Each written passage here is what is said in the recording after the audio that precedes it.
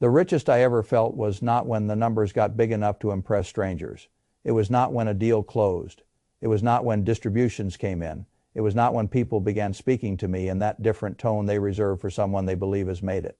The richest I ever felt was when I had my first $100,000 sitting in the bank. That was the first real unlock. Before that, money was never abstract. It was always immediate: rent, food, gas, insurance, phone bill, a few days of bad luck turning into a real problem, a weak month becoming a personal emergency. When you are living inside that reality, people give you all kinds of noble advice about vision, purpose, long-term thinking, destiny, and building the future. It all sounds nice. It also sounds like something said by someone who is not wondering how to pay for groceries on Thursday. That is the first truth. You cannot think 10 years ahead if tomorrow is trying to bite your ankle. This is why I think so many people misunderstand the first $100,000. They treat it like an investment milestone. They treat it like a cute finance number, a checkpoint on the way to real wealth, a little badge you wear before bigger money arrives. I do not see it that way at all. I see it as breathing room. I see it as the first pile of money big enough to silence the daily panic. I see it as the first time your life stops being controlled entirely by the next invoice. That is why I wanted it so badly. Because before your first 100,000, life can feel like one long conversation with urgency. Every decision gets negotiated under pressure. Every opportunity has to fight against bills. Every risk has to be cleared by survival. Every ambition gets checked by the same ugly question: what if this does not work fast enough? The first $100,000 does not make you rich in the way magazines talk about wealth. It makes you dangerous in a much more important way. It gives you time, it gives you oxygen, it gives you the right to think without constant fear crawling on your back. And if I had to make my first $100,000 all over again in 2026, I would not begin with some glamorous business model, some exciting stock pick, or some fake overnight strategy designed to seduce impatient people. I would begin with arithmetic, because the first $100,000 is not really made by one heroic move. It is made by building a machine that produces surplus and refuses to leak it. That is what most people fail to understand. They think the answer is making more money. Making more money helps. It is not enough. I have known people making $40,000 a month who stayed broke because money passed through their lives like water through a cracked bucket. I have known ordinary, disciplined operators who built real safety much faster because they understood something more important than income. Income matters, retention matters more. That is where I would begin. The first thing I would do is cut the burn rate so low that risk becomes affordable. Again, that is the first mechanism. I call it buying courage with frugality. Most people try to buy courage with motivation. They listen to speeches, they watch inspiring clips, they journal, visualize, and tell themselves they are ready for bigger things. Fine. But motivation is one of the weakest forms of courage in finance because it disappears the moment the bills get louder than your mood. Real courage is built with lower fixed costs. If your rent is high, your car is high, your food costs are inflated, your entertainment budget is constantly bleeding you, your subscriptions have multiplied like rats, and your entire life has been upgraded to match every incremental dollar you earn, then you are not free enough to take intelligent risks. You are fragile. You may feel successful. You are fragile all the same. This is why I would go hard in the beginning. Cheapest acceptable housing, roommates if necessary. Family if tolerable. No vanity rent. No I deserve a nicer place because I work hard.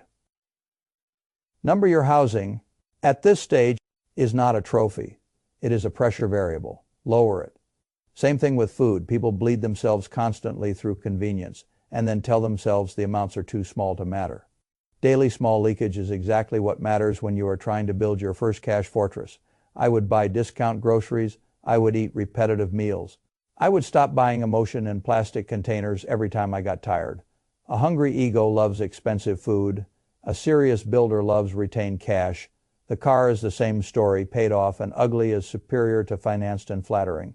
I would rather drive something boring and preserve my runway than perform status for people who disappear the moment the financing burden becomes real. People laugh at old cars right until the owner of the old car has 6 months of optionality and they have 6 weeks. What most people call sacrifice here is really just a transfer. You are not giving up a nicer apartment or a nicer car. You are transferring comfort from visible consumption into invisible runway. That is a better trade because the first $100,000 is not built from one giant burst of revenue. It is built from thousands of decisions that refuse to let lifestyle reclaim every improvement. If I earn more and immediately spend more, I have not advanced. I have simply upgraded the machine that owns me. That is why I say cut all costs. Not because deprivation is noble, because low burn gives you strategic aggression later. Once the outflow is under control, the next thing I would do is reclaim time with the same brutality. This is the second mechanism. I call it recovering dead hours. People who work a 9-to-5 love telling themselves the job is the problem. Usually it is not. The job may be tiring, the job may be mediocre, the job may have trapped their imagination, fine. But the job is not usually what kills the first $100,000. What kills it is everything around the job. The half-awake drift in the morning, the dazed decompression at night, the meaningless scrolling, the casual television, the low-grade digital anesthesia that eats 4 hours a day and then tells you that you are too busy to change your life. I have no patience for that. If I wanted my first $100,000 in 2026, I would act as though every reclaimable hour were a worker I had forgotten to hire before work, after work, weekends, transitions, idle pockets between obligations. All of that would become available to the mission. People always want to argue with this. They want to say life is exhausting. It is. They want to say modern work drains the soul. It often does. They want to say focus is hard after a full day. Of course it is. None of that changes the math. You either have time you can still redirect or you do not. And most people still do. They are just spending it the way poor people spend it and then wondering why rich outcomes never arrive. I would structure the day around one principle: maker time first, manager time second. This distinction matters much more than people realize. A maker needs long, uninterrupted chunks where the brain can descend into work that changes future earning power. Writing, learning, building, editing, selling, designing, systems creation, anything that requires deep thought belongs there. A manager can live inside fragmented time: calls, messages, check, logistics, coordination, all the little pieces of activity that keep life moving, but rarely build a serious edge. Most people mix the two all day long and destroy both. That is why they feel busy and still end the week unchanged. If I had a full-time job, I would protect early morning maker time like it was sacred ground. If I were no longer employed and trying to build aggressively, I would split the day into promotion, delivery, and building. Promotion means telling the market I exist. Delivery means fulfilling what I sold. Building means increasing future capacity so tomorrow is stronger than today. That rhythm is still one of the best I know. It keeps you close to reality. It prevents fantasy from replacing revenue. It forces you to balance cash generation with long-term construction. And that matters because the first $100,000 is not made by activity. It is made by correctly directed activity that leads to the third mechanism. I call it market-paid learning. This is where people start making expensive mistakes because they want to follow their passion before they have any leverage. I have nothing against passion. Passion is a fine accelerant once the machine is moving. Passion is a terrible compass when you are trying to escape financial fragility. If I wanted my first $100,000 in 2026, I would not begin with what I personally found fascinating in the abstract. I would begin with what people already pay for. That is the whole question. Where is money already moving? What problem already has buyers? What service is already being purchased? What outcome is already valued? I would start there, not because I enjoy being unromantic, but because the market has already done the hardest part of the work for you when it is already paying for a solution. Too many people waste years inventing problems nobody is desperate to solve. They love the identity of the entrepreneur more than the economics of entrepreneurship. I am not interested in identity. I am interested in the path of cash flow. If businesses are already paying for lead generation, copywriting, editing, sales support, appointment setting, CRM work, content repurposing, ad operations, funnel building, recruiting support, bookkeeping, implementation, operational cleanup, software configuration, or some narrow technical service, then I would begin by attaching myself to one of those streams, not 3-1, that is another place people fail. They research too widely, too abstractly, too romantically. They keep the whole world open and call it curiosity. In reality, they are just protecting themselves from commitment. I would pick one product or service for one kind of customer on one primary channel, and I would stay there until the economics were undeniable. The first $100,000 does not require intellectual variety. It requires focus strong enough that the market cannot ignore you.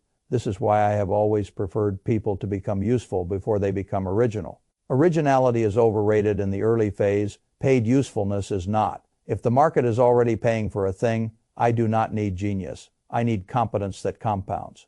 Now, once I had chosen the skill or service, I would not confuse content consumption with learning. This is the fourth mechanism. I call it feedback compounding. Most people think they are learning because they are watching, reading, listening, highlighting, saving, and nodding. That is not learning. That is contact learning begins when behavior changes under the same conditions. If I study sales for a month and then my calls still sound the same, I have not learned sales. If I watch editing tutorials and my output does not improve, I have not learned editing. If I read about copywriting and my words still do not convert, I have not learned copywriting. The market is very honest here. It gives feedback quickly if you let it. No one replies. That is feedback. The content dies. That is feedback. The call ends cold. That is feedback. The proposal gets ignored. That is feedback. The customer churns. That is feedback. People think feedback has to come in the form of wise verbal instruction from a mentor with a calm voice and beautiful frameworks. Number feedback is often just the word indifference. That is enough if you know how to use it. This is why I would build volume. Fast repetition matters more than inspiration. 100 outreach attempts teach more than 1 hour of motivational talk. 50 edits teach more than another saved tutorial. Do the reps, look at the top 10% of outcomes, study what was different, isolate the useful variables, and do more of that. That is how real skill gets built, not by accumulating information, by accumulating iterations. The first $100,000 usually sits on the back of one thing you became much better at than the average person was willing to become. That edge is not born from random effort. It is born from compounding feedback loops. Now, here is where retained cash becomes powerful again, because once you have saved money and reclaimed time, you can deploy both into acceleration. This is the fifth mechanism. I call it spending to shorten the road. Frugality is not the goal. Frugality is the weapon. The goal is speed with control. That means I am willing to spend money in 3 places: tools, implementation, help, attempts. Tools are the basic infrastructure that saves time or increases output. Software systems, platforms, whatever. Let you stop rebuilding the wheel from scratch every week. Implementation help is where I would spend money faster than most beginners are comfortable spending it. Tutoring one-on-one guidance, a strong operator who can shorten my confusion, a specialist who can look at what I am doing and tell me what is broken without wasting 3 months of my life while I discover it alone. People love pretending they are self-made because it flatters the ego. I care much more about speed than ego. If someone can shorten the path ethically and intelligently, that is worth money. Then attempts, real-world shots, ads. Experiments, outreach volumes, offers, edits, sales reps, product tests, content cycles, whatever generates actual market data. You cannot reason your way to the first $100,000 in a vacuum. You have to collide with reality often enough that it starts shaping you. This is what retained cash is for. Not to sit in your account like a decorative number, not at first. Retained cash is dry powder for learning faster than people who are forced to stay theoretical. That is why I cut costs so hard in the beginning. Not so I could become a monk, so I could take more swings. People with no cash cannot take enough swings. People who spend everything cannot take enough swings. People who protect their surplus can. That is what gives them the right to accelerate. Now let me say something that most people discover too late. The first $100,000 does not usually fail because income did not rise. It fails because lifestyle rose first.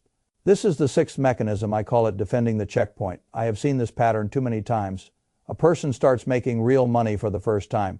Relief rushes in, the apartment gets nicer, the car gets upgraded, the dinners multiply, the travel justifies itself, the clothes become necessary because the new identity has to be supported. The whole external life begins expanding to meet the new internal image of success.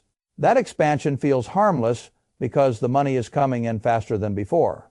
But the first $100,000 is not an income number. It is a retention number. If the extra money never stays, then you are still living in volatility with better decoration. That is not wealth. It is a prettier form of dependence. If I were doing this again, I would keep the lifestyle nearly frozen until the cash reached the bank and sat there long enough to change my psychology. I would not let better months steal the mission. I would not let visible progress get turned into visible consumption before the checkpoint was secure. Why? Because the checkpoint matters more than the applause. The checkpoint changes how you think, it changes how you negotiate, it changes what you are willing to tolerate, it changes the kind of work you can decline, it changes the amount of time you can buy to let something develop. It changes whether your long-term vision is just a poster on the wall or something you can actually fund with your own patience. That is what people do not understand until they have it. The first $100,000 is not important because it sounds impressive. It is important because it finally turns off enough survival noise that real strategy can begin. Before that, every dream is half hostage to rent.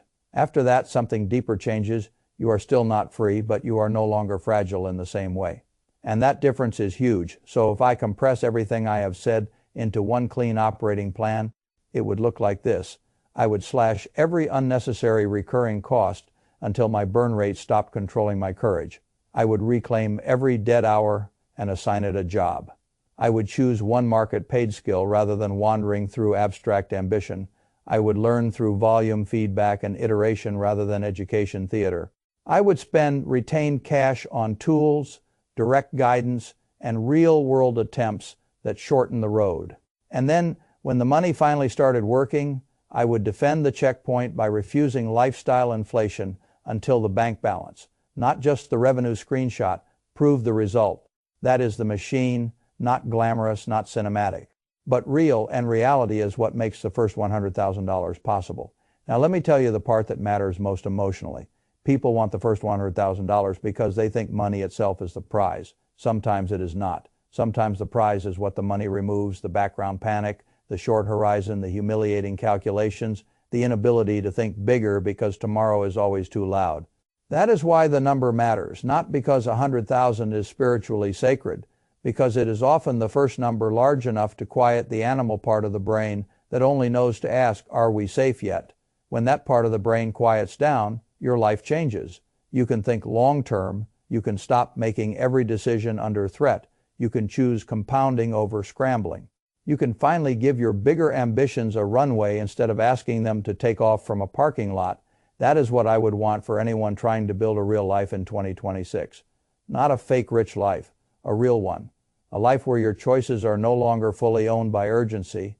That is why I would chase the first $100,000 so aggressively. Not as an end. As the first stable platform from which the rest of the structure can actually be built, because once you bank it, everything after that starts happening in a different psychological climate. And that is when wealth creation stops feeling like survival theater and starts becoming deliberate. That is the checkpoint. Pass it, and the future opens. Ignore it, and the future stays expensive. There is one more thing I would do, and most people skip it because it is not exciting enough to brag about. I would redesign my environment so discipline costs less. This sounds small. It is not. People talk about willpower as though it were a permanent personal asset, something you either possess or do not. That is not how life works. Willpower is expensive, it burns, it degrades. It gets weaker when you are tired, emotional, lonely, distracted, overstimulated, underslept, or overpraised. If you are trying to build your first $100,000 on raw willpower alone, you are building on wet soil. I would rather build on design. Cheap housing, not just because it saves money, but because it removes temptation from the monthly budget. Simple meals, not just because they cost less, but because they reduce daily decisions. Limited wardrobe, not because clothes are immoral, but because identity shopping is a tax on focus. Separate accounts, not because banks are magical, but because it is easier to defend money you can see clearly. Automatic transfers, not because automation is clever, but because every dollar that moves before your feelings touch, it is a dollar that has a better chance of surviving. This is the seventh mechanism. I call it friction design. The average person keeps trying to become stronger than his environment. That is a bad bargain. Your environment has more repetitions than your motivation does. So I would make the good behavior easier and the bad behavior more annoying. I would unsubscribe from the little luxuries that quietly become monthly anchors. I would delete the food apps. I would remove one-click buying from my devices. I would unfollow people whose visible consumption creates invisible pressure. I would make it slightly harder to spend and much easier to save, sell, learn, and produce. That is not weakness. That is intelligence. Because the first $100,000 is not only a financial build, it is a behavioral build. And behavior always wins the long war. There is another mistake people make on the road to this checkpoint, and it is one I want to speak to directly. They confuse gross income with usable income. That confusion destroys more ambition than people realize. A man says, "I made $20,000 this month." Fine. How much stayed? How much was required to get the next month? How much of it was already promised to payroll, contractors, vendors, software, taxes, refunds, ad spend, debt, or the emotional overeating that came from the strain of chasing the revenue in the first place? This is why I never get overly impressed by revenue without context. Revenue is loud, retained earnings are quiet, and the first $100,000 belongs to the quiet side. I would much rather see someone with a modest, repeatable income engine and strong retention than someone with random giant months and no internal discipline. Because the first person is building a reservoir, the second person is living in weather. That is the eighth mechanism. I call it surviving cash. Surviving cash is money that actually remains after the performance ends. It is the only kind that counts. This also explains why I care so much about active income in the early stage. People love passive income fantasies because passive income sounds dignified, it sounds mature, it sounds like the life has already been won. But almost every self-made person I know built the first real pile through aggressively earned active income. First selling, closing, delivering, building, improving, repeating. The pile came before the passivity. That is the order. Not because passive income is fake, because passivity is usually purchased with prior effort. If you are early and undercapitalized, your best move is rarely to chase the most passive strategy. Your best move is to become dangerous at creating active cash flow and then have the restraint to keep it. That is what gives birth to the first fortress after that. Yes, you can start redirecting more of the machine toward ownership investments and slower compounding structures. But the first $100,000 is usually not built by pretending you are already a portfolio manager. It is built by becoming unusually valuable, unusually disciplined, and unusually unwilling to leak what you earned. There is also a social price here, and I do not want to hide it from you. The road to the first $100,000 often feels lonely because it forces you to stop participating in certain forms of normality, normal spending, normal weekends, normal excuses, normal time waste, normal lifestyle escalation, normal applause seeking. A lot of people around you will not understand what you are doing, because what you are doing quietly accuses them. You are proving that a different set of priorities is possible, and that makes people uncomfortable even when they care about you. So do not expect universal encouragement. Expect misunderstanding. Expect to seem too intense for a while. Expect to seem boring. Expect some people to tell you to lighten up, live a little, treat yourself, stop being so extreme. That is fine. Most people do not have $100,000 in the bank. Most people also do not get to feel what it is like when survival pressure finally loosens its grip. That trade is worth it. And once you cross the checkpoint, something else becomes possible that almost nobody sees coming. You stop selling your future so cheaply. That is one of the most underrated emotional effects of cash. With no reserves, you are always tempted to solve short-term stress by making long-term compromises. You take the weak client, you keep the dead end job too long. You agree to the underpriced contract. You tolerate the manipulative boss. You say yes because the immediate need is louder than your standards. Cash changes that. Not because it makes you arrogant, because it lets standards survive. That is the ninth mechanism. I call it negotiated dignity. Money in the bank does not merely buy food and rent. It buys the right to say no without feeling like no will kill you. That is an extraordinary change in a person's life. And I think that is part of why the first $100,000 feels so different from later numbers. The first time you can truly say, I do not need to sell my next month as cheaply as I used to, you begin becoming a different kind of person. More patient, more selective, more long-term, more strategic, less easily cornered. That is why I never reduced this milestone to finance alone. It is a threshold in self-command. So no, I would not chase the first $100,000 with fantasies. I would chase it with systems, lower burn, recovered time, one market, paid skill, fast feedback, intelligent spending, frozen lifestyle, design discipline, retained cash, negotiated dignity. That is the real map. And if someone tells you this sounds too hard, they are right. It is hard. But the alternative is also hard. The alternative is a life where every plan gets delayed by the same recurring emergency, where every bigger dream must first kneel before this month's bills, and where every good opportunity feels slightly out of reach because your runway is too short to act on it with conviction. I have lived close enough to that edge to know the difference.